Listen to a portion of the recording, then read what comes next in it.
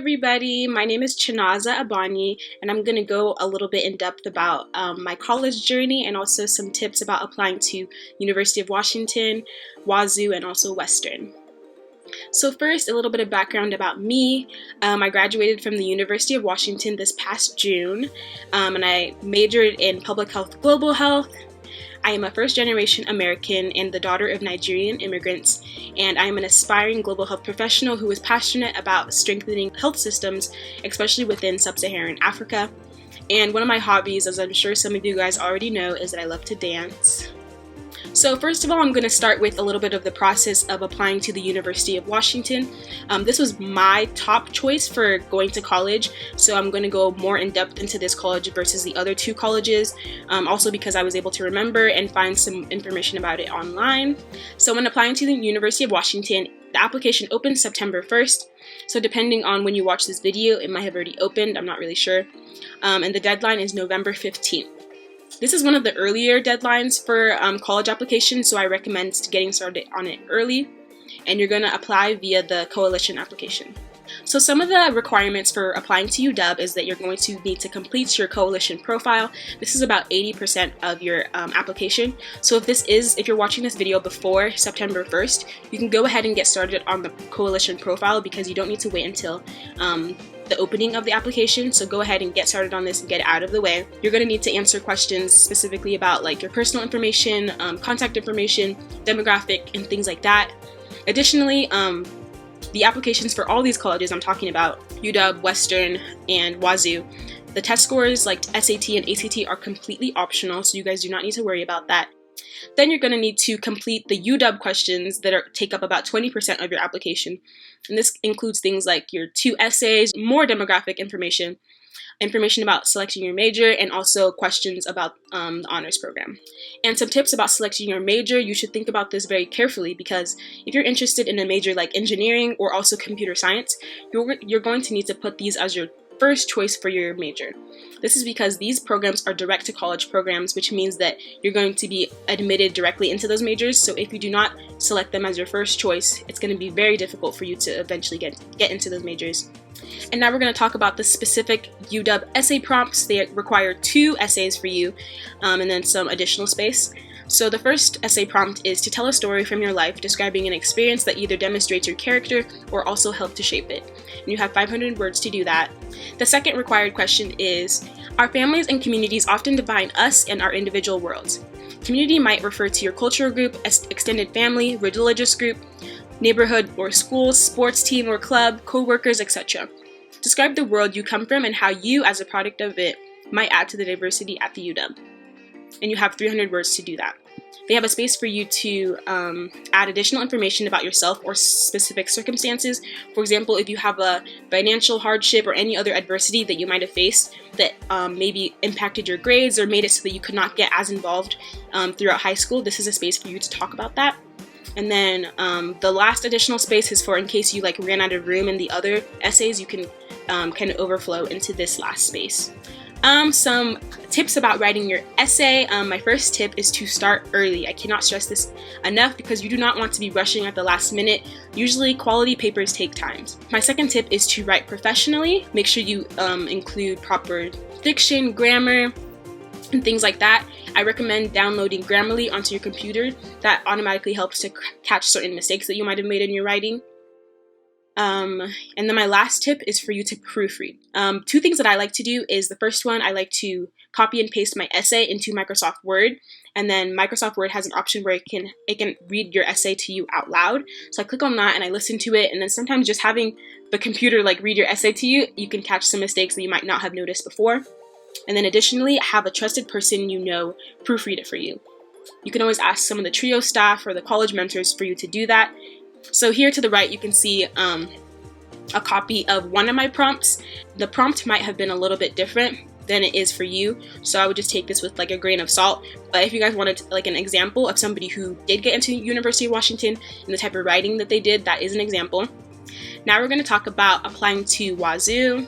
So when you're thinking about applying to WSU, the application opens pretty soon. As of right now, me making this video, the application is not yet open. So I would recommend, when you're watching this, to go to WSU's website and subscribe, because if you're able to subscribe, they will notify you when the application is open. And then the deadline for this application is January 31st, so you have a little bit more time to complete this one. You're going to apply, you can apply via CollegeNet, and you'll be able to find this directly on WSU's website. A really cool thing about applying to WSU is that they have this program called Assured Admission, which means basically if you are in the top 10 of your class, if you're in the top 10% of your class, or have a 3.6 unweighted GPA, you are guaranteed admission into this school. For me, that was really cool because I wasn't sure if I was going to get into some of my other choices, so this was like an automatic backup option for me. But in case you do not fall within the 10% of your class, or if you don't have your grades that are 3.6 or above, you shouldn't worry because you can still get into the WSU. Just make sure that you complete your application, submit it on time, and do the other things that I was talking about when applying to UW, and you have a really good chance on getting in. Some of the application requirements for WSU include high school transcript. Your test scores are also optional, and then you have to submit an application fee. Most colleges require an application fee that ranges between $50 and $80. And the really cool thing is that if you think you can't afford this, you can always apply for an application fee waiver. That's what I did when I was applying, so I didn't have to pay for most of my applications. Now we're going to talk about applying to Western Washington University. This was my second choice of university. Some tips about applying to Western. The application also, as of me making this video, is not yet open, so go ahead and go to their website and subscribe so that you can get notified when they do open their application. And then for the deadline, they have two different deadlines for you. They have an early action deadline and also a regular deadline. The early action deadline is November 1st. The regular deadline is January 1st. And some pros of applying to the early action one is that if you're a person that kind of wants to know as soon as possible if you got in, I would recommend applying to the early action because you're going to get notified a lot sooner if you got in or if you didn't get in. And you're going to apply, you just go to their website and they have their application for you. Some of the application requirements for Western include high school transcripts. Test scores are optional. And then also, if you already know your specific major, you might have to complete some other tasks for your specific major. For example, if you're an intended music major or drama major or something like that, you might have to complete an audition. So I recommend that you make sure you go and check those out in case you have additional things you need to do. You also, of course, have the application fee and a minimum GPA of 2.0, and then you have a couple essays that you're going to have to write. These are the essay prompts that I found on their website. It does say for 2020, so these may not be the specific ones for you guys, but if you want an example of what the essay prompts could look like, I would recommend taking a look at this. And it looks like they have 3 essays for you and then an optional additional essay. Now I'm going to talk about what I think I did that helped me get into University of Washington and also the other schools that I got into, but make sure that you take this with a grain of salt because this is my journey and like everybody's path is different, so you're going to definitely have your own story to tell, but this is kind of the things that I think I personally was able to utilize and get into UW. One of the things that I did that helped me get into UW is that I had kind of a diverse set of interests. Within high school, I did track and field, I did band, I did math team, and I was also involved in my church. Those are just a couple things. And I didn't purposely get involved in all these things because I was like, oh, if I do all these, I'm going to get into UW. But basically, I kind of had a lot of interests, so I tended to explore those things. So that's why I did that. But I do recommend getting involved in different passions because you don't want to just be somebody who's all about grades or all about academics, because colleges like to see that you have other things that you're interested in.